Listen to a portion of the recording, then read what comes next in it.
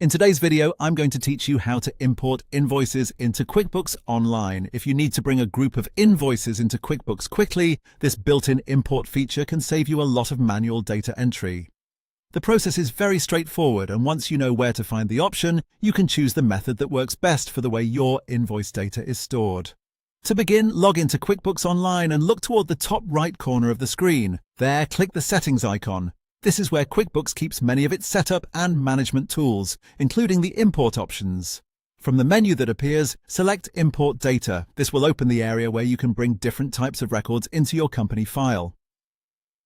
Once you're in the Import Data section, choose Invoices. After selecting Invoices, click Import to move forward. At this point, QuickBooks will show you 3 different ways to import your invoice information. The first option is to import using Excel Spreadsheet Sync. This can be useful if you work with invoice data in Excel and want a more connected workflow. It helps you prepare and transfer information in a structured format, which can be especially helpful if you already manage records in spreadsheets. The second option is to upload a file to import. This is a common choice if you already have your invoice data saved in a compatible file and simply want to bring it into QuickBooks. If you use this method, make sure your file is organized clearly so the import process goes more smoothly. The third option is to use QuickBooks Batch Transactions. This method is designed to help you enter multiple transactions more efficiently inside QuickBooks. If you prefer working directly within the platform instead of uploading an external file, this may be the option that fits your process best. After reviewing these 3 choices, select the method you want to use and continue.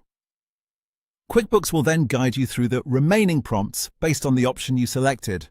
Just follow the on-screen instructions carefully to complete the import. And that's it. That's how you import invoices into QuickBooks Online. As a quick tip, before finalizing any import, it's always a good idea to review your data for accuracy so you can avoid duplicates or formatting issues. Once everything looks good, you'll be able to save time and keep your invoicing records organized much more efficiently.